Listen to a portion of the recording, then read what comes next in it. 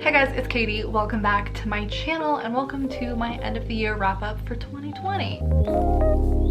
So this year I thought instead of just sitting here and telling you all of the books that I read this year, we could do a tier ranking video. It's been several months since we've done one on my channel. I had a lot of fun with them last time. You guys seemed to like them too, so I thought this would be a more fun way to do it. So yeah, we're just gonna be tier ranking all of the books that I've read in 2020 that were published. I don't know if this video is going up first or my stats video is going up first. I think I read like 45 published books this year and then almost exactly the same amount, 40 or 45 manuscripts for my editing services. So if you're new here, hi, my name's Katie. I'm a freelance editor and I'm also an indie author. I've got 3 books out right now and one that's up for pre-order that's coming out March 30th of 2021. So obviously today we're only gonna be talking about the books that I read that are published and not my clients' manuscripts. But overall, I think I read about 90 books this year, so very pleased with that. And thankfully, because we only have like 45 to get through for this video, I don't think it'll take that long.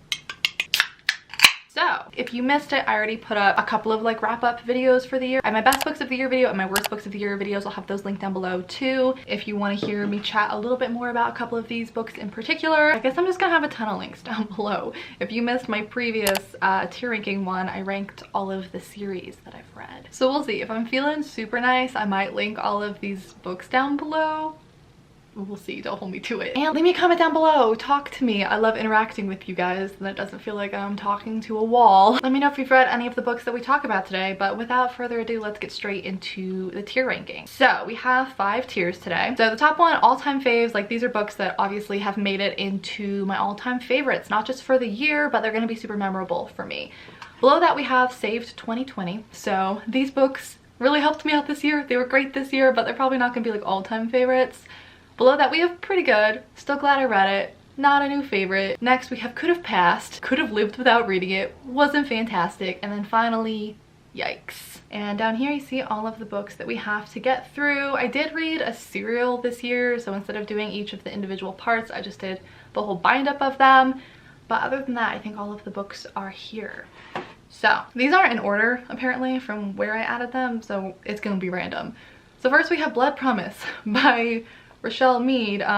This was a reread. I've been rereading and doing like spoilery reading vlogs for the Vampire Academy series, and obviously they're an all-time favorite of mine, hence the reread. So honestly, with this reread, I'm not loving them as much as I loved them the first time around, but I still consider the series to be an all-time favorite. So we're gonna put both Blood Promise and Shadow Kissed into all-time faves because there's nowhere else where they could go. Below that we have Priest by Sierra Simone. I'm gonna put that in Saved 2020, which is funny. I don't even know what happened with this book. I personally really like Sierra Simone. She's an indie romance author and all of her books are very steamy, sometimes taboo. Obviously this one is a relationship with a priest, so if you're like super religious and you're not gonna like that, would not recommend. But yeah, something that I flew through, very smutty, very steamy, and I just personally really like Sierra Simone's writing style, so it was a good time. I'm not gonna lie. It's not a new like all-time favorite, but it was a good time. So, and then we have another Sierra Simone. This is The Seduction of Molly O'Flaherty. This was actually just like a freebie that I got of hers that was like a weird prequel in between 2 series. So I picked it up because it was a freebie, not realizing like where it sat in this universe, so it was kind of a random thing for me to read, but it was fine.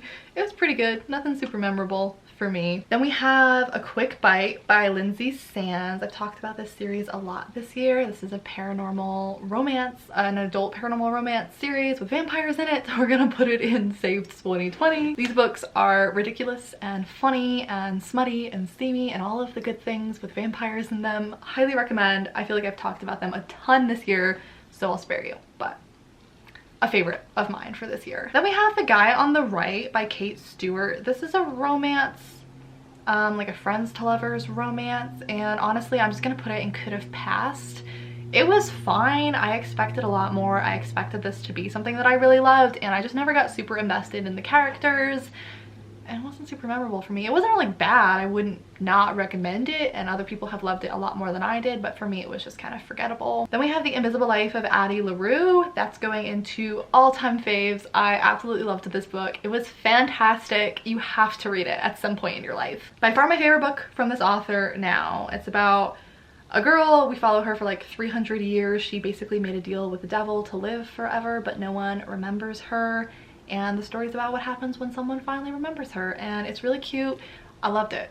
I loved it. Make Me Want by Katie Robert is going into the yikes for me. This is another romance book, and I honestly didn't like anything about this one. If you like workplace romances, maybe, I don't know. This girl basically hires one of her friends who's a headhunter to try and find her a husband, and in the meantime he's giving her like sex lessons, and I found this one kind of cringy, I'm not gonna lie. I'm very formulaic, so it just wasn't for me. Charlie's Travesty, this is the serial that I was talking about, so I read the first 4 parts, and this one's actually going to go into all-time faves. This is a paranormal romance. Our main character is a vampire princess who basically gets cast out by her family and has to learn how to survive, and I really enjoyed this serial. I think volume 2 is coming out early in 2021, so I will definitely be picking up that second volume and reading more. I really liked the character, I really liked the world, and this was a very pleasant surprise for me this year. At the time that I'm filming this, I think all of the parts are in Kindle Unlimited. If you have that, you could read it for free.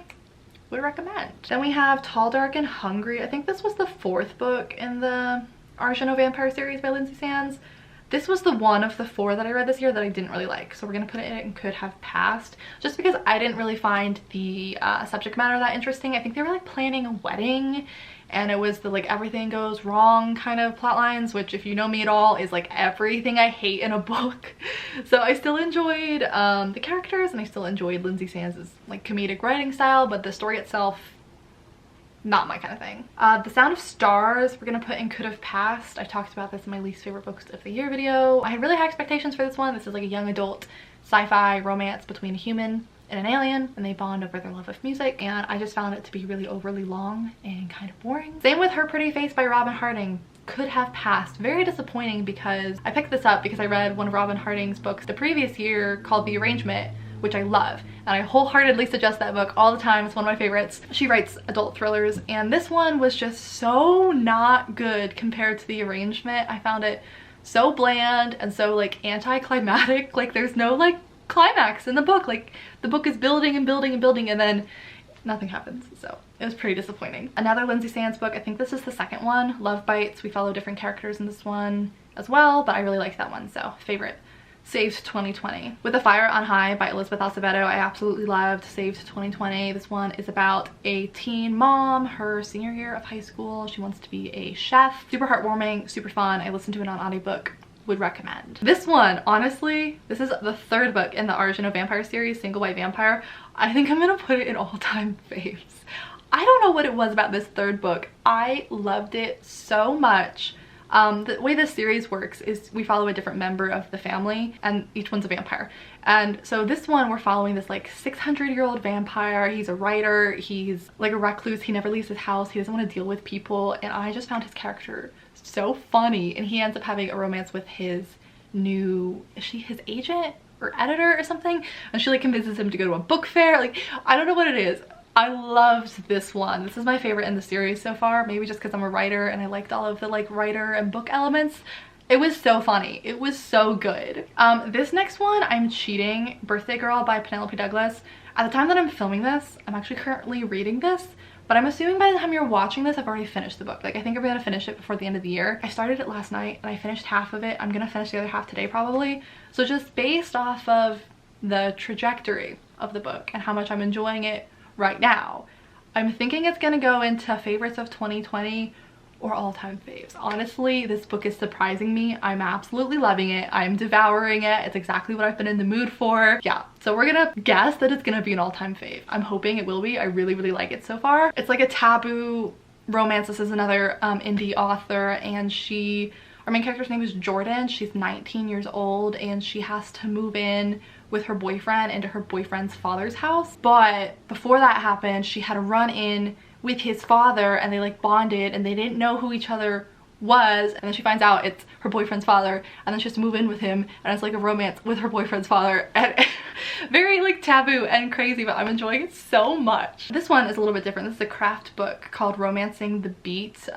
which is about the story structure of romance novels, because I'm currently working on a romance novel. I'm gonna put this in all-time faves. I found this to be a super helpful craft book if you're also writing a romance novel. I found this to be super helpful, would highly recommend. Big Magic is an all-time fave. This was a reread. I actually am going to reread this next week. The past 3 years in a row, I've started this trend where I reread this book as my first read of the year. Well, I listened to the audiobook because I love it so much, and I feel like it just starts off my year on such a good foot. It's about being a creative person and following that kind of career path, and it just really gives me so much hope when I read it, and it just makes me feel good. It's like a little pep talk. Every time I read it, I enjoy it more. Every time I read it, I get something new out of it. So that was my first read of the year for this year. I reread it, and it's going to be my first read of the year for this year too. Next we have Be Not Far From Me by Mindy McGinnis. I'm gonna put it in pretty good. Mindy McGinnis is actually one of my favorite authors. Her book The Female of the Species is one of my all-time favorites, and this one objectively was perfectly good for what it is. It's a survival story. This girl gets stranded in the woods and has to survive on her own, but I don't know, like I said, it's good for what it is. If you like survival stories, I'm sure you'll really like this. It's a really short book, and it's just like a snapshot of this girl surviving in the woods. I don't know what else to say about it. It's just like, that's all there was to it, so I don't know. It is what it is. I'm still glad I read it, but it doesn't compare to her other books for me. From Blood and Ash, I'm gonna put in pretty good, which might be surprising. I know a lot of people really loved this or really hated this, and this was our book club pick for November. I run a book club over on my Patreon page, and we buddy read a book together every month, and I do like a spoilery reading vlog over there. So if you saw that reading vlog, it may have looked like I hated this book. I was basically screaming at the camera and chugging a bottle of wine, but it was like I loved to hate it kind of thing. Like, it was very entertaining, and I really liked the book for like the first 3/4 of it. I wasn't a really big fan of the end, and that's kind of what ruined it for me. Otherwise, this probably would have been a favorite of the year, or maybe even an all-time fave. I just didn't really like the direction that the book went. I don't know if I'm gonna read the second one. I think there's gonna be a third one, so I might wait until the whole series is out and see what like the consensus is and what other people thought about the whole series before deciding if I want to read the second one. But I had a lot of issues with this first book, but it was still worth reading, I think. Next we have In a Holidays by Christina Lauren. This was another one of our book club picks. This is going straight to the yikes category for me.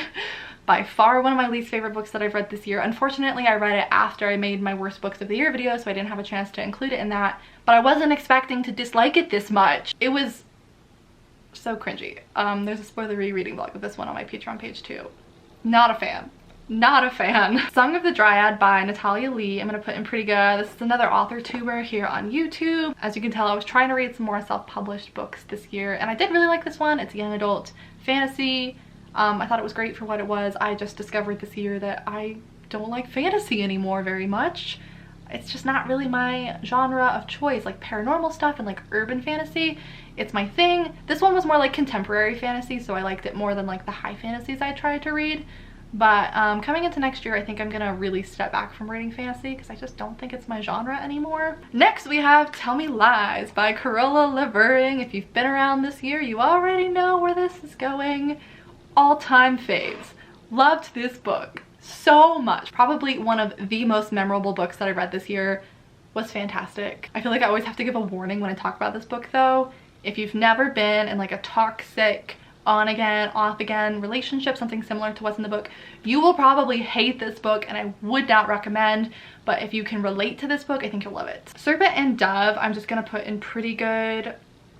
Again, not really into the fantasy this year, so this was just fine for me. Probably won't read the second book based on what I've heard about it. Same with The Truth About Keeping Secrets. This one was fine. This is a young adult. It's kind of okay. The problem with this one is the marketing made it sound like it was going to be this like exciting thriller, and it's just a very slow character driven contemporary with like a twist. So I think I went in with misguided expectations, and it was just kind of boring for me. The Stars We Steal by Alexa Dunn.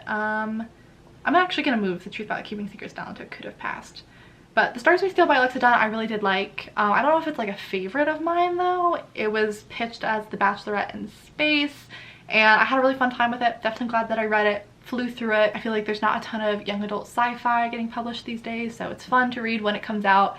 And I definitely like the more like fluffy, romance-centered sci-fi like this rather than like the heavy sci-fi, so this was definitely a good genre for me, and I really did enjoy it. The How and the Why by Cynthia Hand was an all-time favorite for me. This is a young adult contemporary about a girl who was adopted, and her birth mom was a teenager when she gave birth to her, so we're like switching off between their two stories, and I just found this really wholesome and touching, and I really loved this one. Surprisingly, with how much I've liked Elizabeth Acevedo's other books, Clap When You Land by her, I'm gonna put in Could Have Passed this year. This one just really didn't click with me, and it was one of my least favorite things that I read this year. I just found it really boring, and I couldn't connect to any of the characters, and I don't really know why. I just wasn't a big fan of it. The guest list, same thing, could have passed. As far as thrillers go, I found it really formulaic and predictable, and I've read thrillers that are much better than this one, and I just found it really disappointing. Very predictable.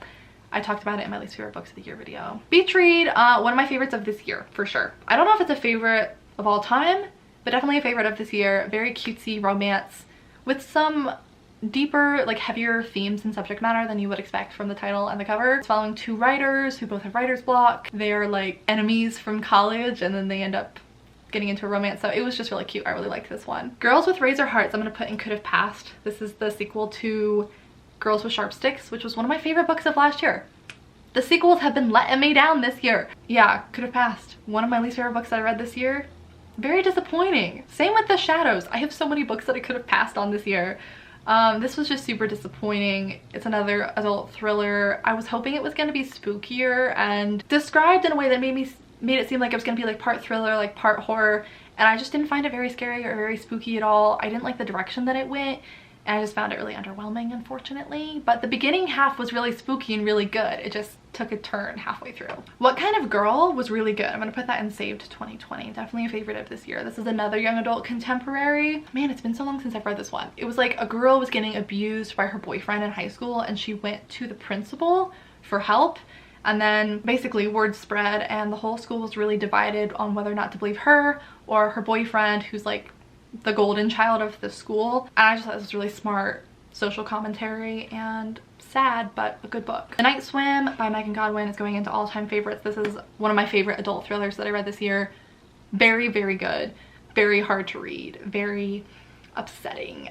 If you are triggered at all by rape content, would not recommend this book, but one of my favorites that I read this year, 5 out of 5 stars. It's about a true crime podcast, and she's following this rape case, and very important, very smart, very disturbing. The King of Crows is gonna go in Yikes for me by Libba Bray. Probably this one gets the cake for my least favorite or most disappointing book of the year, which is really unfortunate because this is the final book in the Diviners series, which is one of my all-time favorite series.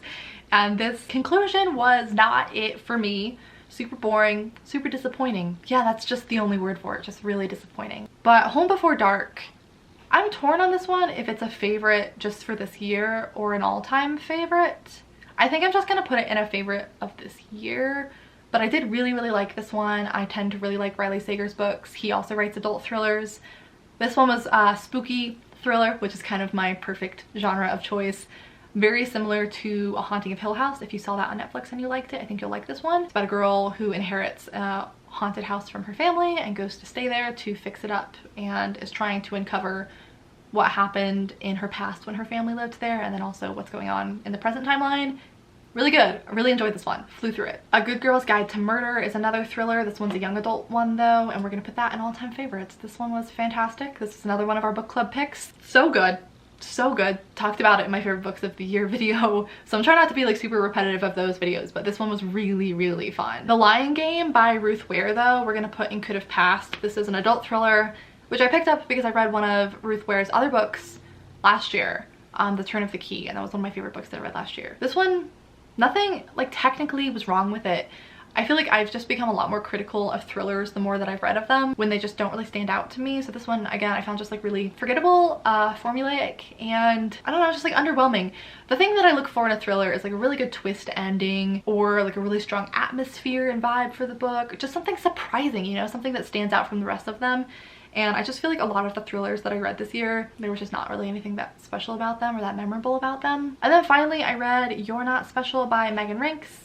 We'll put that in pretty good. Glad that I read it. I really like Megan. She is a YouTuber. She runs one of my favorite podcasts called Don't Blame Me. So I just really like her as a person. So it was interesting to read her memoir, but not like a favorite book of mine, but definitely worthwhile to read if you like her personally. So yeah, those are all of the books that I read this year. I'd love to hear down below in the comments if you've read any of these, what you thought of them. I'd say overall it was a pretty good year. As you can see, I read a lot of books that could have passed on, unfortunately, but I also read some really good books.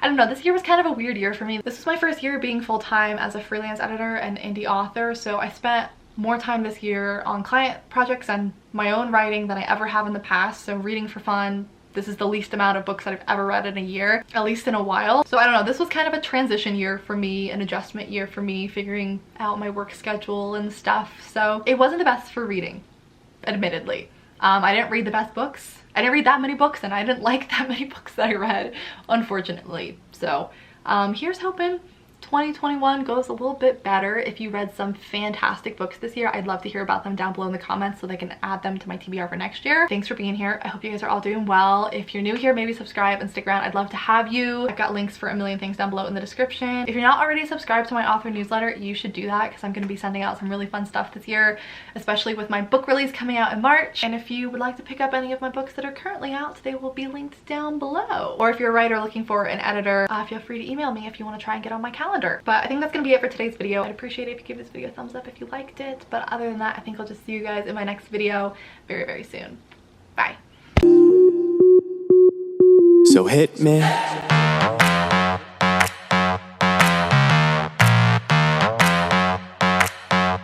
So hit me.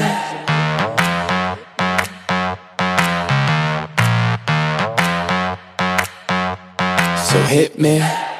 First a confession. With you, I feel a connection. With